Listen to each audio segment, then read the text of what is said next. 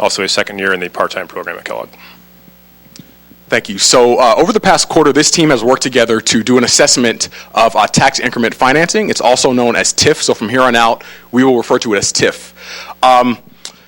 Just kind of a quick 30-second overview of what TIF is for those who may not be that familiar with it. So the idea of TIF is to use it as an economic tool to turn around blighted neighborhoods.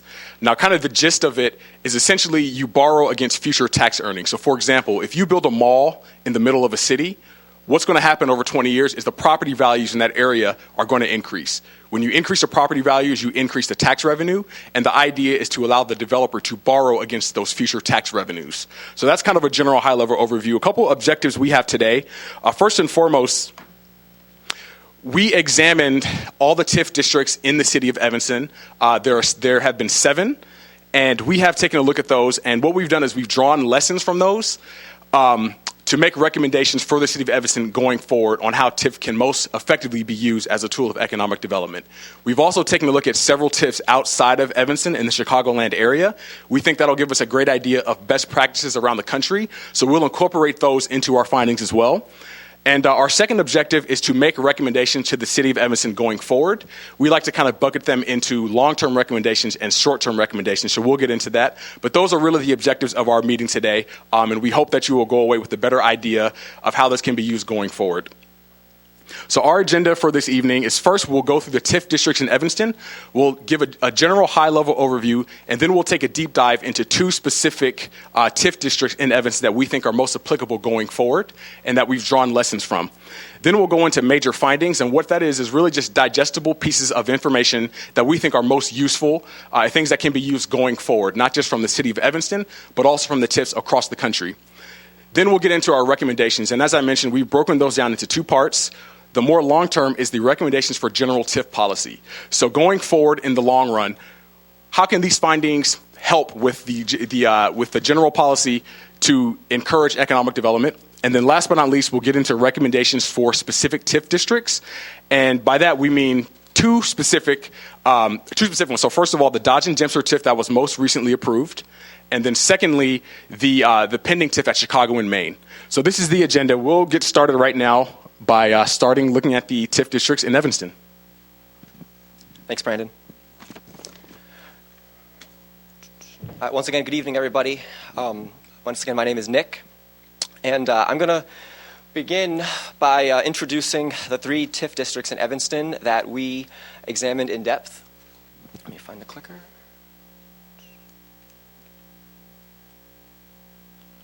There we go. So again, I'm going to speak about the 3 TIF districts that we decided as a group to look at in depth, and I'm going to also explain why we chose to analyze these TIF districts more closely compared to other TIF districts that Evanston has established.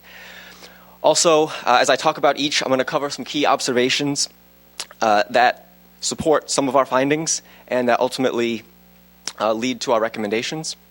Some of the points that I'm going to bring up are going to be elaborated on in much more detail when we get to the findings segment of our presentation and the recommendations segment of our presentation. So what we have up here right now is a table we put together that summarizes all the TIF districts that have been created in Evanston. You see 7. 1985, the first TIF district was created. The Downtown 2, it's known as. And basically it was, in a nutshell, started to promote economic development of blighted areas. Downtown 2 is the only TIF district that has closed. So what we're left with is 6 active TIF districts. Half of the TIF districts that are existing have just a few years left on their time to maturity, and the other half have considerable time left, 15 or more years, as you can see from the Howard and Ridge, West Evanston, and the newly created Dempster Dodge TIF. So when we look at all 7 kind of put together, we see a lot of varying time to maturity, a lot of different sizes. There's a variety of different projects that have been undertaken, different performance, different ways they've been financed. So together, the sample gives us a lot of examples where we can draw lessons to make our recommendations ultimately.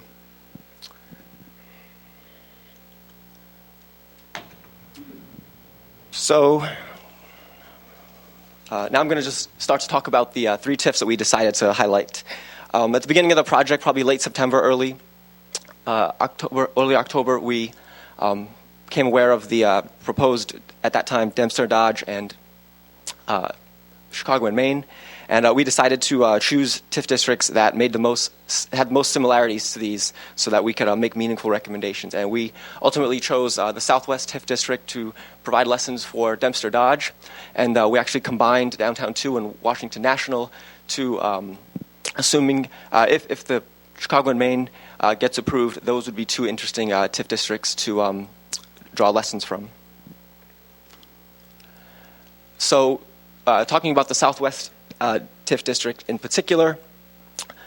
Southwest TIF district is a good example of sort of TIF in its purest form. The TIF funding was used to do demolition and clear, make way for the Sam's Club that opened in 1992. Also, the district is sort of true to its roots and keeps the industrial heritage live by using some of the TIF funds to keep wood manufacturing open in the district. So the reasons we decided to use Southwest as a comparison for Dempster and Dodge, number one is that this district resulted in successful retail, as evident by the Sam's Club.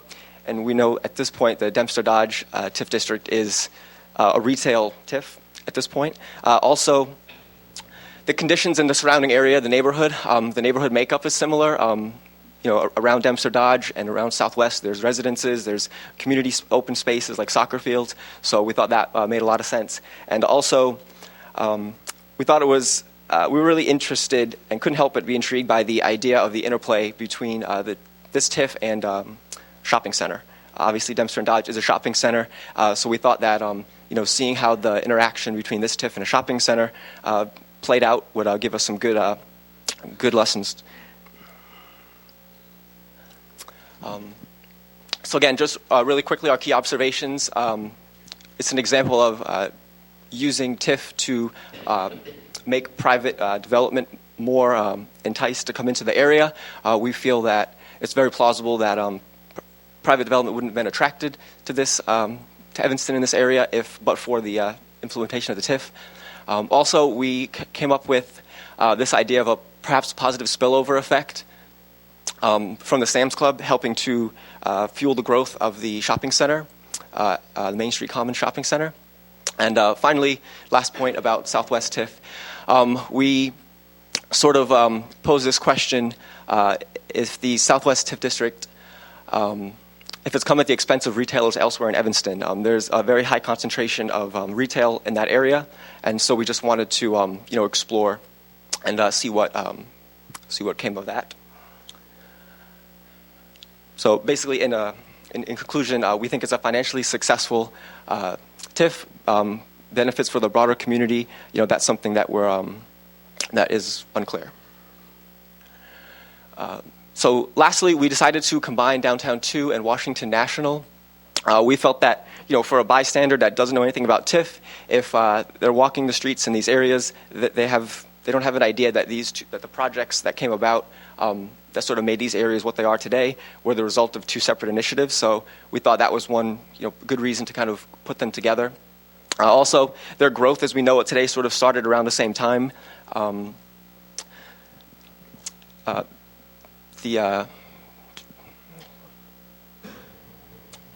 So just like we made the comparisons with the Southwest and Dempster Dodge, we wanted to hopefully draw some comparisons or you get something useful out of examining these TIFs to put towards the Chicago and Maine TIF if it is approved.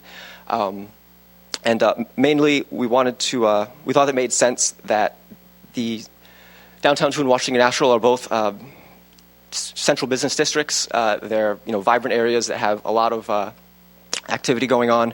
Also, they're close to CTA and metro stations. So we thought that was a similarity. And then finally, the development process to get the area to what it is today. We thought that the bidding process in particular would be interesting to look at when it comes time to Chicago and Maine if that is approved. Some of the takeaways from the Downtown Twin Washington National that will my classmates will talk about in the findings and recommendations. It transformed and expanded downtown, utilized the competitive bidding process for several projects. We thought this was a really good example of the projects being aligned with the overall economic objectives of the city and the market. And also, it was a good example of the TIF sort of changing gears midstream to adapt to market conditions that came about. Both TIFs, like I said, benefited from adapting to market conditions. So next, we're going to get into our findings. And in the findings, we'll address the TIFs we looked at outside of Evanston, and we'll revisit some of the observations that we made from these 3 TIFs. So I'll pass it over to Seth. Thank you. So yeah, this is basically looking at a lot of the conclusions we were able to draw from both TIFs within Evanston and our other research and academic sources. We're going to start off, run you through 8 of these findings and give some illustrations of where they come from as well. First one, TIF has the greatest impact when used as part of an economic development plan. There's a few key ideas here. One of them is that it's one of order. What you want to do is have an economic development plan first, and then look at how TIFs can fit into that second. The reason that's important is that you can, if you go the other way around, you can end up having sort of an opportunity drive you in one direction that may not be where you ultimately want to go. Another part of this is the idea that TIF is going to work best when it's not on its own. If you can use it in conjunction with other tools to reach the same purpose. I'll walk you through an example here from Market Square in Houston. What this was is a downtown TIF. They had a declining downtown. There was not a lot of residential property there. And they recognized that in order to turn this around, they needed to step in and sort of help the market. But they had done studies. They'd done feasibility studies, and they saw there was a lot of demand for housing downtown. The supply wasn't there, and people weren't taking the risk on their own. After these studies, after this plan to promote housing downtown, one of the things they did was to form a TIF and to renovate the Rice Hotel. They created condos out of a historic building that was had a number of problems with asbestos and other things, so that it wasn't a prime target for developers. But after they were able to step in, they got it to make the market work, create these developments, and sort of go forward from there. But it didn't happen on its own. They also had help from nonprofit organizations and other entities that were working to promote the idea of housing in downtown Houston, and sort of correlated with that. The third thing that was going on is they recognized demographic trends. There was a general movement to bring more people into the downtown. So what this is all illustrating is that when you align your TIF as part of a bigger picture and a bigger understanding of where you want to go, that's when you're going to have the greatest chance of success. If you're working against demographic factors, you're working against some of those things, it's much more difficult. Next idea we've got here is that TIF produces the greatest benefits when it's used to catalyze rather than create demand. And again, this is just the idea of really listening to the market and understanding what people actually want. If you're going to create a TIF where there's no demand for something, that's not going to make the demand appear. It's going to subsidize a project that ultimately may fail. And we give 2 examples. The one that failed is actually a continuation of the same area in downtown Houston. After a lot of success with housing, they had the idea of promoting commercial development through the Houston pavilions. And there were a number of studies, there were a number of years of evidence. There wasn't demand for the kind of premium retail that they were trying to put in downtown Houston. But they went ahead with it anyway because they thought they could create that demand. They subsidized this development heavily, and it was a terrible failure. It never reached more than about 59% occupancy, went into receivership. Ultimately, the developer went bankrupt and it's recently been purchased. On the other hand, we've got an example from the Peninsula Town Center where they really recognized more of the market cues. They had an aging retail plaza that had been used very well, but was kind of losing out to newer, more recently refurbished centers in nearby areas. And what they saw was that because of some of the problems with infrastructure and the way it was constructed, people weren't necessarily ready to invest the funds needed there rather than just going to a new place. By stepping in, they were able to create a structure where they met a market demand and saw significant growth. Going on to number 3, TIF is viewed more favorably by the community if a clear and objective approval process is in place. This one's takes a little walking through. One of the issues surrounding TIFs is just how people perceive them. Whether or not they're successful, it's what people in the community think about the TIF. And if you have a clear and transparent and structured process, it's a really good way to make that be communicated well and to make everyone understand what's going on there. It's also a good way to ensure that you're making a good decision. We used an example from Washington, D.C. in Gallery Place, which we felt was a pretty strong process. Some of the things they did, they had the CFO certify that the pro formas made sense from the developers, that the tax increments made sense, that all of the numbers, all the financial data worked out. By having somebody who puts their reputation on the line and says, I'm standing behind these numbers, by having somebody outside of the standard TIF approval process do that, it puts a lot of credibility behind them. It lets people talk about the facts rather than sort of arguing over some of these details.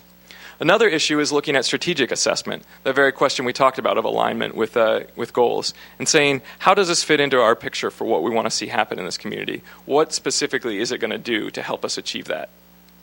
When you gather all this information first and then bring it up for public discussion, it makes it possible to have a much more clear process. And it makes it more transparent as well and reduces some of the risk that people think, well, who's getting these TIFs? Do they just know somebody or do they have connections? It really just puts everything out in the open and allows the public to be much more involved. Number 4, TIF projects tend to require less public subsidy if the city leverages competitive forces to choose developers. So that's your ideal situation, is that rather than just giving out a subsidy to a single developer, you have multiple developers bidding for it.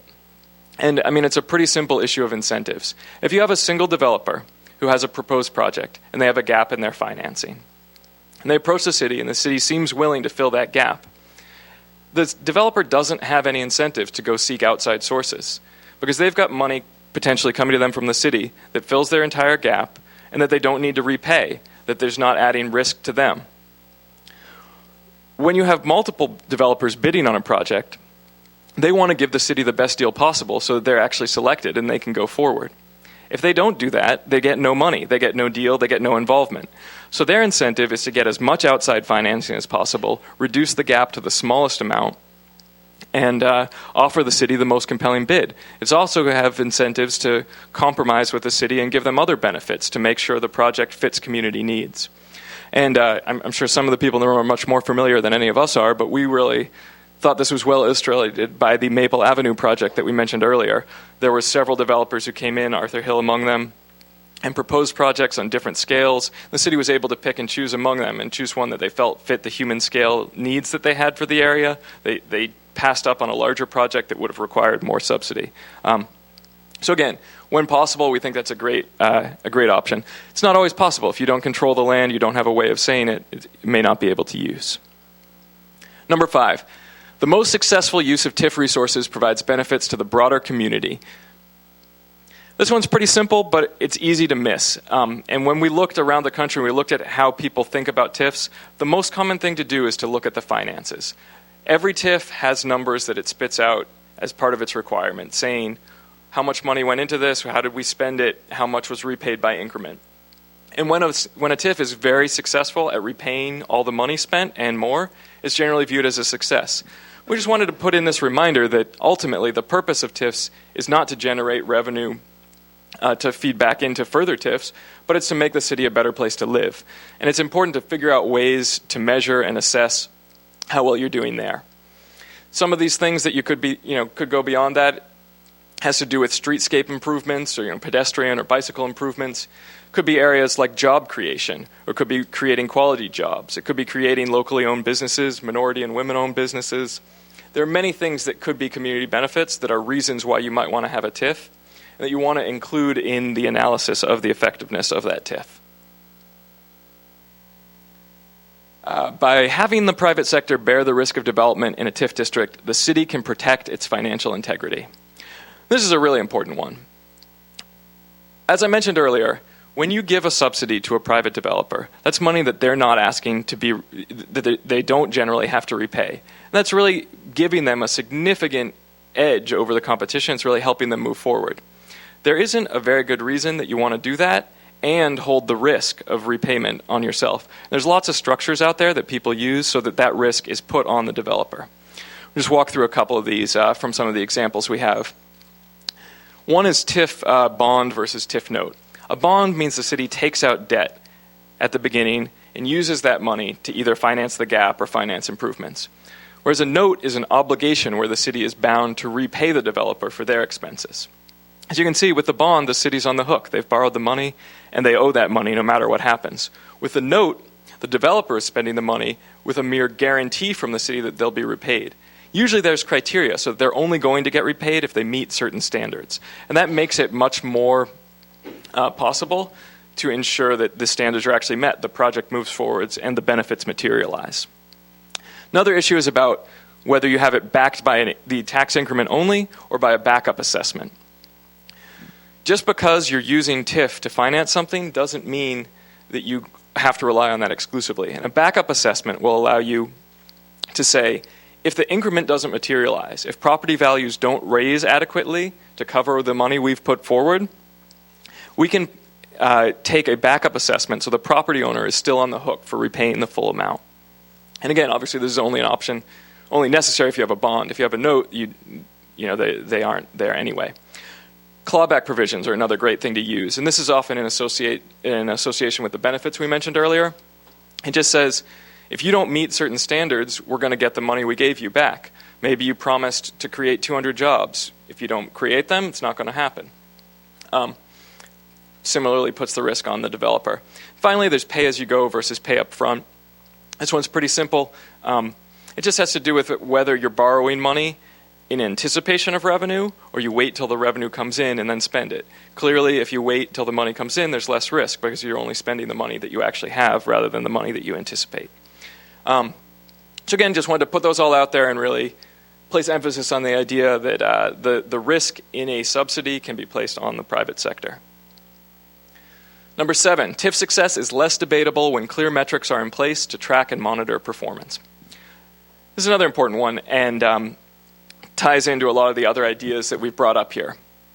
What clear metrics let you do is it lets you say whether the TIF was a success or not beyond those financial numbers. And so obviously, one is there are financial ones beyond simply just TIF revenue returned. You can also look at, say, the ratio of public to private dollars. You can look at the projects that came out after there. You can also do a number of these community benefits where you say, let's figure out how to measure what we're trying to achieve here, and let's keep track of that, and let's hold the developers accountable. Now, not only do developers can they be held accountable, you can also put responsibility on the developers receiving subsidy for the actual measurement. So this doesn't have to put more burden on the city. And an example we really thought of a good process here involved a Coca-Cola plant that received subsidy from the city of Chicago. It was a bottling facility, and they got an annual subsidy that kind of made the numbers work for the balance, that went to the developer, that cut down the rent for Coca-Cola. Now, if Coca-Cola didn't meet the jobs goals that they had outlined in the original proposal, they paid a penalty up to the full amount that they were getting in subsidy. So the city could come out even. If they didn't see the benefit materialize, they wouldn't have to pay anything. So again, value of using metrics. Then our final goal, or our final finding here in the section, another relatively simple one.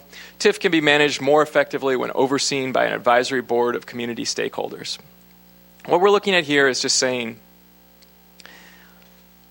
there are a number of people who care about the results of TIF, a number of benefits beyond beyond mere financial benefits. If you have an advisory board, this allows people who care to have a role in it. It makes the approval process easier because people don't think of this as money that's just going to get sucked off into a box somewhere else that they'll never see again. It's something that they know they can continue to be involved in and continue to ensure that it plays a positive role in their community. Well, this is also a great way of holding developers accountable because the people who care most about seeing the benefits materialize are part of the process of doing that. And it's a great way to just kind of keep the dialogue alive.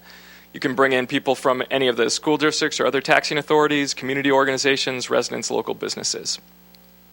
So anyway, that brings us to the end of the findings on a general basis. We'll now move into some of our specific recommendations for Evanston based on that. Thanks, Seth. I'm Eric Nyman. I'll be discussing our recommendations this evening. Our methodology here was to take the results of our findings and translate those into concrete recommendations that the city can use going forward to help improve the use of TIF as an economic development tool. Our criteria to make a recommendation was that it had to be something that was actionable and feasible for the city to implement and get results from. We broke our recommendations into two categories, the first being recommendations for general TIF policy overall, and the second being recommendations for two specific TIF districts.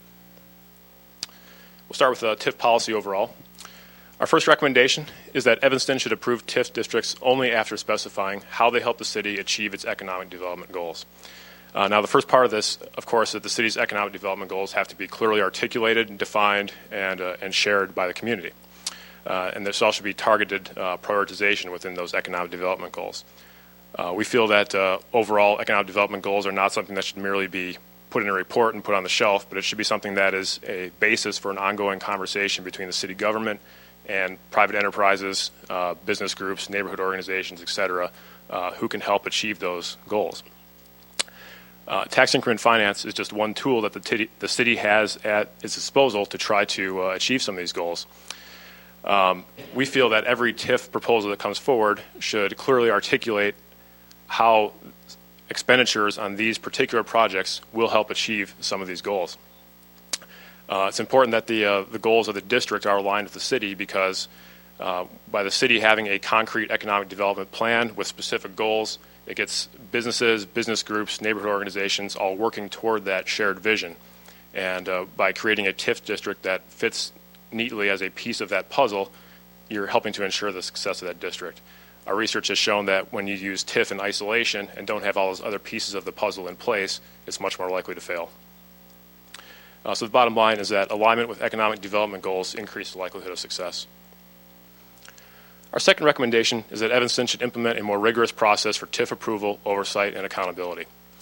The first step in that is approval, and as was mentioned previously, we like this idea of an official evaluation or certification process which provides an objective third-party evaluation of not only the financials, but also indicate that this TIF is aligned with the strategic goals of the city. This example from Gallery Place in Washington, D.C., the individual happened to be the CFO, and one of his jobs was conducting a financial gap analysis, projecting the economic impacts, and ensuring that strategic alignment. So he was a person who was outside the normal approval process for the TIF, who just helped objectively evaluate the specifics of that TIF, and kind of helped depoliticize it, because it took care of the objective evaluation up front prior to it being discussed in a public forum. Our second recommendation is to create metrics and dashboards to monitor performance, and also a part of that is consider appointing that oversight body of local stakeholders who can help to monitor the performance of the TIF long term. We know that Evanston is already producing annual reports as required by state law, and that's not exactly what we're talking about here. Those reports are focused more on the finances, more of an audit of the finances of the TIF, and we're really focusing on here when we say metrics are some of those broader community benefits that were discussed earlier. For example, job creation, attracting new businesses, that sort of thing. A lot of TIF proposals have those broad goals stated in them, but most of the time there are not any specific metrics surrounding them, and we think that's a mistake. We think that there should be specific quantifiable metrics associated with all those goals, and then they should be monitored and evaluated on an ongoing basis. The purpose of that is not only to hold developers accountable for what they do, but also to revisit those goals on a periodic basis and see if it's possible for the city to direct any other resources toward them and help ensure that those goals are met in the long term. And finally, holding recipients of TIF funds accountable for performance. We feel that if there are any subsidies being given from the public sector directly to private property owners, there should be a direct link to performance. The bottom line is that a rigorous process leads to greater public trust as well as better performance in the TIF district. Our third finding is that Evanston should shift financial risk to the private sector whenever possible. We feel that TIF deals should be structured to minimize financial risk to the city. Various techniques have been discussed this evening, but the bottom line is that we feel that finance should be structured so that the private sector is bearing the majority, if not all, of the upfront cost of the project, and create guidelines requiring a minimum level of performance before the city reimburses the developer for those costs. Possible structures include TIF notes, clawback provisions, backup assessments, pay-as-you-go funding, various techniques that we've discussed to mitigate risk and put the financial risk on the developer and the private property owner. Our fourth recommendation is that Evanston should maximize the usage of competitive market forces. This is particularly the case when the city owns or controls the land. Requiring multiple proposals not only gets to the best proposal and use for that site, but helps to minimize the need for public subsidies by creating a competitive environment. However, even if the city does not own or control the land, other precautions can be taken to ensure that the city is doing the best thing. An external validation or a third-party validation of the assumptions built into the developer's financial statements and projections, a financial structure that places the risk on the private sector. And in these cases, we feel the city should also put extra emphasis on identifying concrete benefits for the entire community. So not just evaluating this particular project on its own merits for that parcel of land, but looking to see what this is going to do for the broader community. The bottom line there is taking advantage of competitive market forces improves the chances of success. So those are our four recommendations for general TIF policy for Evanston overall. And we'll now move into recommendations for two specific TIF districts. First is the Dempster-Dodge district. We feel that going forward here, the city should put some emphasis on determining the root cause of the decline of Evanston Plaza. Our research this quarter has suggested that the west side of Evanston faces intense retail competition. It appears that there's a correlation between the decline of Evanston Plaza and growth in newer complexes, Main Street Commons being one of those, as well as neighboring cities. And we feel that those newer centers are drawing a lot of traffic away from Evanston Plaza. The net result is that Evanston Plaza is now more of a convenience center that serves the immediate neighborhood rather than a destination that's drawing in traffic from outside the immediate neighborhood. And a little bit more analysis around this issue, I think, would help the city figure out if going forward, is that center going to continue to be a center of convenience, just serving the immediate neighborhood, or can something be done to draw in traffic and make it a more vibrant area? Our second point here is to address issues in the surrounding neighborhood. As we all know, Evanston Plaza only makes up one quarter of the Dempster-Dodge intersection. The other three corners of that intersection are part of the West Evanston TIF district. And we feel that any redevelopment activity that goes on at Evanston Plaza should not be done without coordinating with the West Evanston TIF district. The entire area has some challenges that need to be addressed. And we think doing that in a coordinated manner would be much more efficient and effective than doing it one at a time. And finally, create a specific plan for short-term stabilization. There's been a lot of discussion about what the city can do to help plan for the day if and when Dominic's lease expires in 8 years and potentially could leave the center. In the short term, the city has proposed earmarking $2 million of TIF funding for the owner of that site to help renovate Evanston Plaza and make it a more attractive shopping center. Of course, the city has limited ability in what it can force a private property owner to do. We would propose that potentially consider, if you're trying to stimulate demand for retail space at that site and bring some local businesses into that property, potentially consider earmarking some of those funds to provide a direct assistance to those local businesses and help them get into that center rather than subsidizing the center itself. And the bottom line there is to identify the desired effects of TIF expenditures. We feel that any money that the city is providing to help the private sector at that site should really directly tie back to the beginning of fixing some of these root causes or addressing some of these root causes that have caused the center to decline. So it's really coming full circle, and before putting money into a project, understand what the desired effects are and how that's fixing some of the root problems of that blighted parcel. The next one we looked at is the proposed TIF district at Chicago and Main. And for this one, we want to be careful to make a distinction between the entire TIF district that surrounds the Main Street and Chicago corridors versus just the specific vacant parcel on the southeast corner of Chicago and Main. For that specific parcel at Chicago and Main, we think the city should really spend a lot of time assessing the viability of that project's financial goals.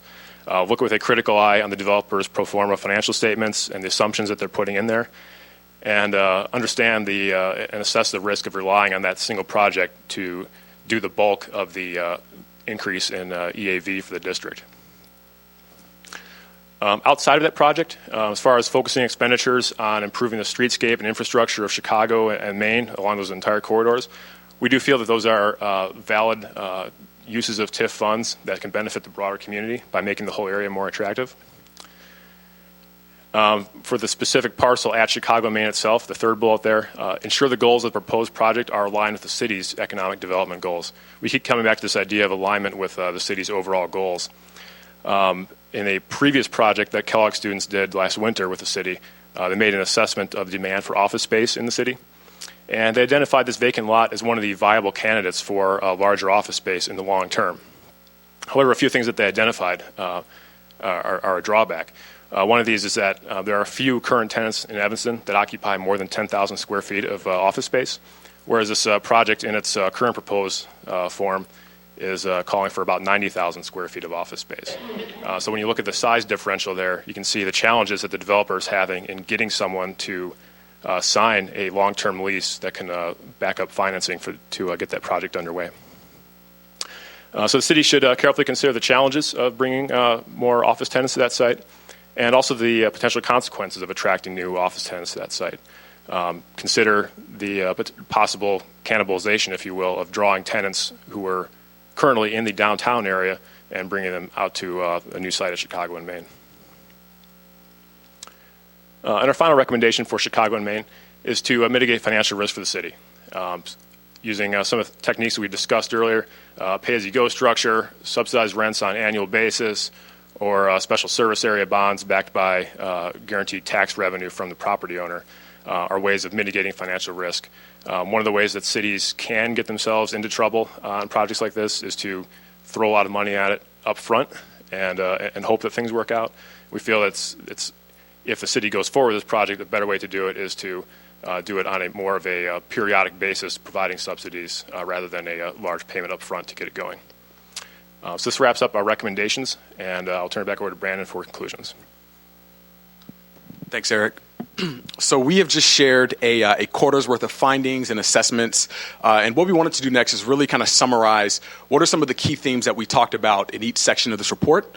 So we really felt that there's really three key bullet points, three key ideas that we want you to leave here with. The first thing is that, TIF as an economic development tool is most effective and accepted by the public when, first of all, it's aligned with the city's economic development goals. We touched on this several times.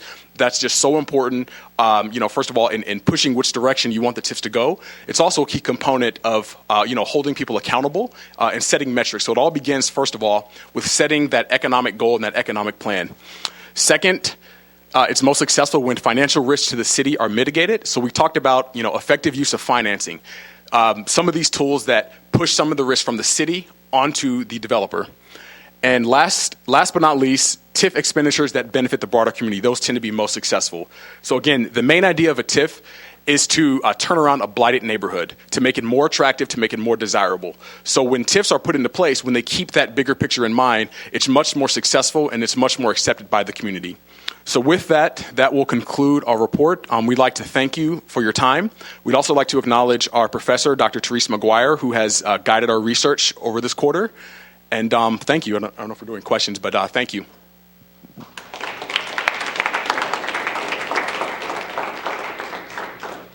I think you can use that microphone, and I'll play full volume. If anyone has any questions.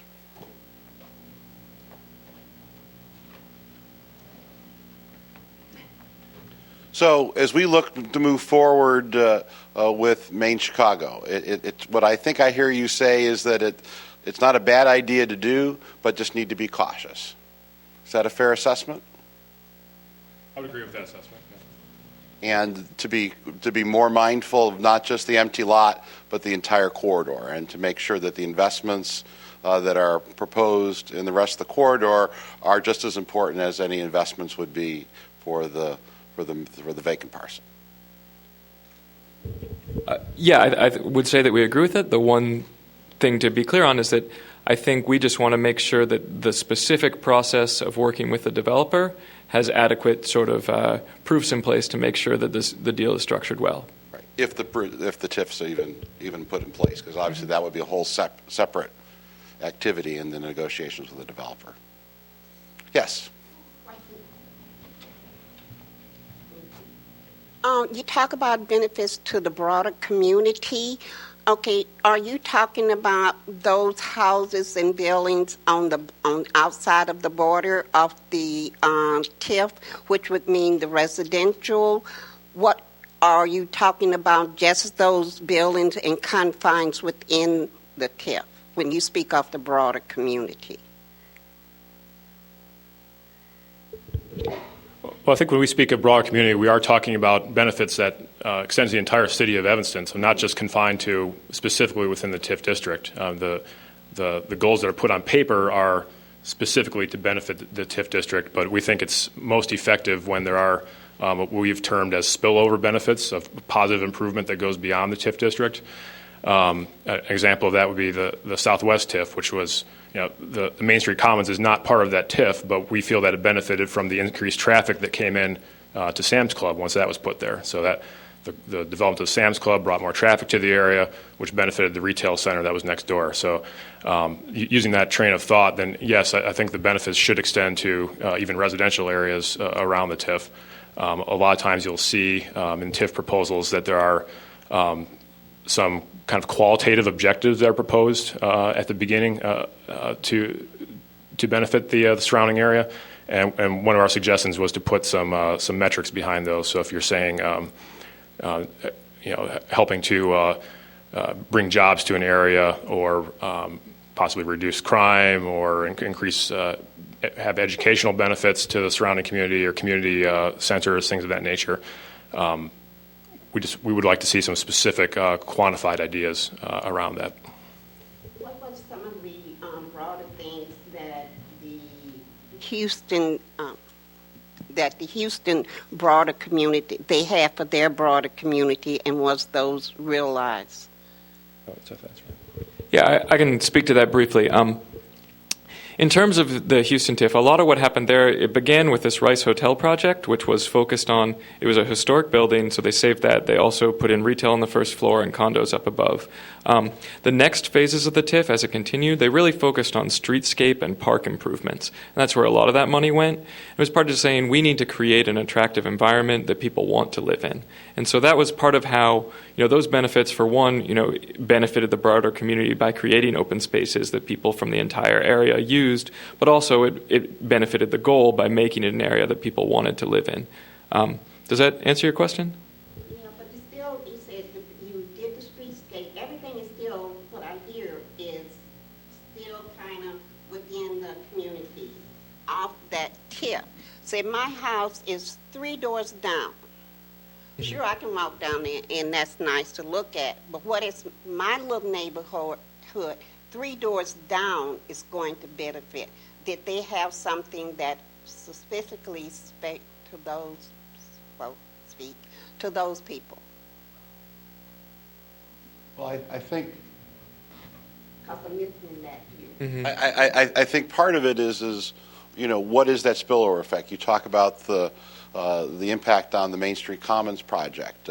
Additional work, let's say at Dempster Dodge, if that helps with those additional 3 corners, if that also then makes additional tax increment available for streetscape improvements, for utility improvements, then the broader community benefits from those sort of spillover effects that come from the increased assessed valuation. If the assessed valuation doesn't increase or remains at a level that's below perhaps what the bonding would be, because I would imagine there was bonding in the Houston example, then not only is there not a benefit, but then it becomes a burden on the jurisdiction which created the TIF, because then you're not able to make your debt improvements. So I think it's about a balancing act, and a successful TIF, Evanston, Houston, wherever it happens to be, there is spillover effect that impacts the surrounding community, and that's part of why you do it, is so that there is that spillover effect. One small thing to add, I should just be clear on this. A lot of our perspective is that the ideal is that the market is able to create some of these improvements on its own.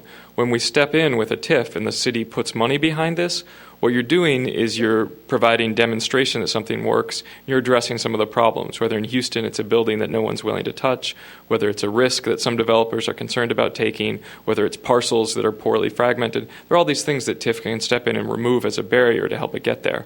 What happened in Houston outside of the boundaries of the TIF is that when there were successful residential projects within that, private developers came in and said, oh, this works, and I'm going to come in and take further steps beyond there. So that's some of the spillover effects that you see work that way as well. Other questions?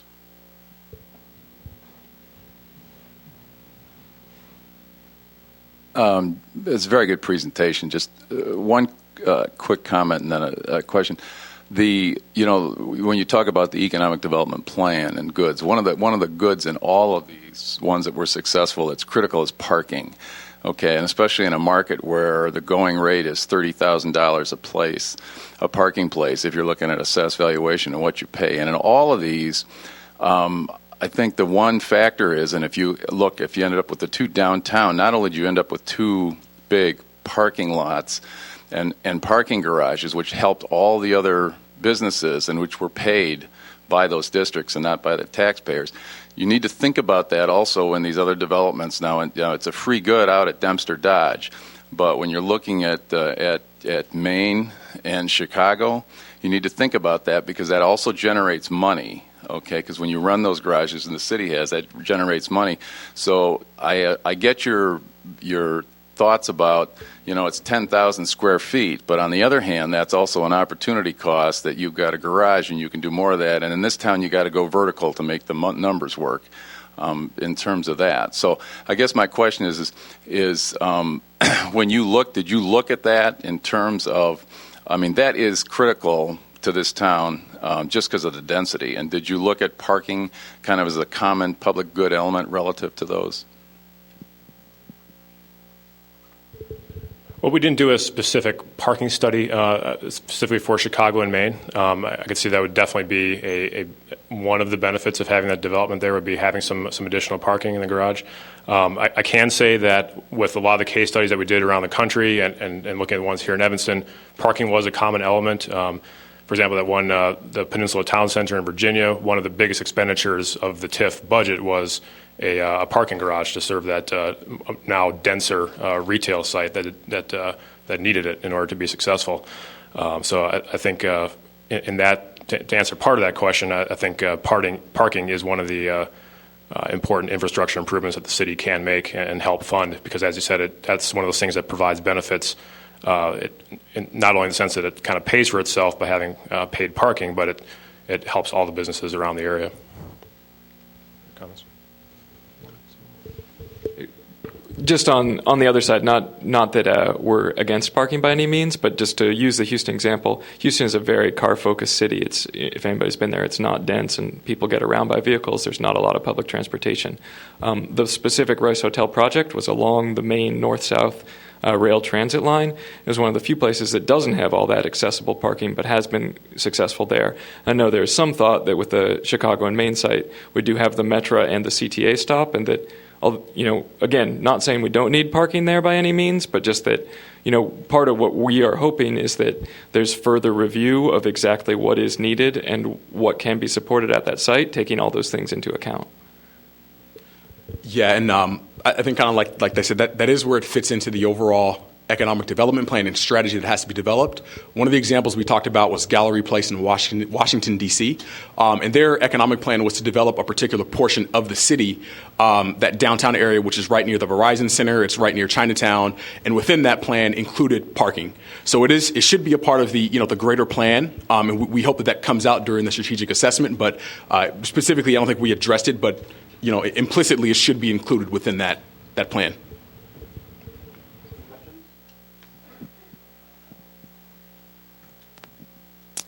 You guys had mentioned a special service bond with a guaranteed repayment stream from a developer.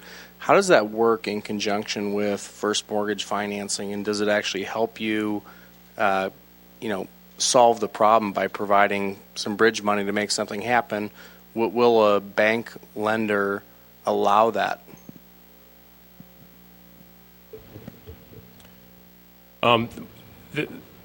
The special service area bonds, what this really is an alternative means of the city helping to provide gap financing. When I say gap financing, basically meaning a a hole in the developer's budget for a project. He can't make the numbers work without some assistance. And there's a couple of different ways that this could be done. One way is basically a direct subsidy from the city to give money up front to the developer to help get the project off the ground. A different way to do that with a special service area bond is that the city is still issuing debt. However, that debt is not backed by projected future increment revenue. It's backed by what I would call a backup special assessment, so that if the projected tax increment revenue does not materialize, if, for example, the project goes under and doesn't or takes much longer to develop than it was originally projected to, there's a stream of revenue that can come from a special assessment that is placed on that parcel, and whoever owns that parcel is going to have to pay that assessment. And that assessment is enough to cover the debt service on the bonds that the city issued.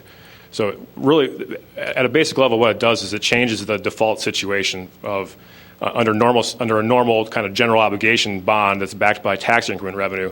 The city's got to make that debt service payment no matter what, and they're hoping that tax increment revenue comes in to fund that. By using a special service area bond, you can change it so that it's really the developer who is on the hook to pay the debt service on that. And as long as the developer meets certain objectives of, say, completing the project on time, then the city will provide ongoing subsidies to help pay that debt. So it's really putting the onus on the developer to make the debt service payments rather than putting the hook.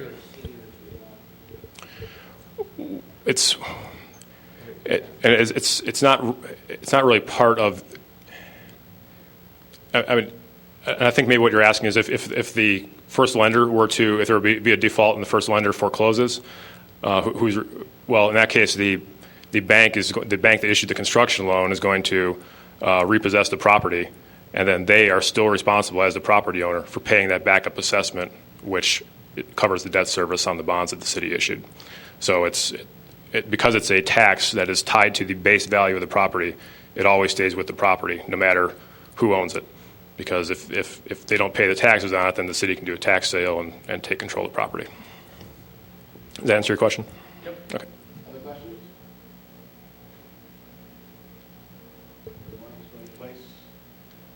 Again, on behalf of the City of Evanston, thank you, gentlemen, for your fine work. This is certainly very timely as the community is looking, and not only at Main Chicago, but really, I think, looking at all of our various economic development financing tools. So, again, thank you for your time, and thank you all for coming out this afternoon. Have a good evening.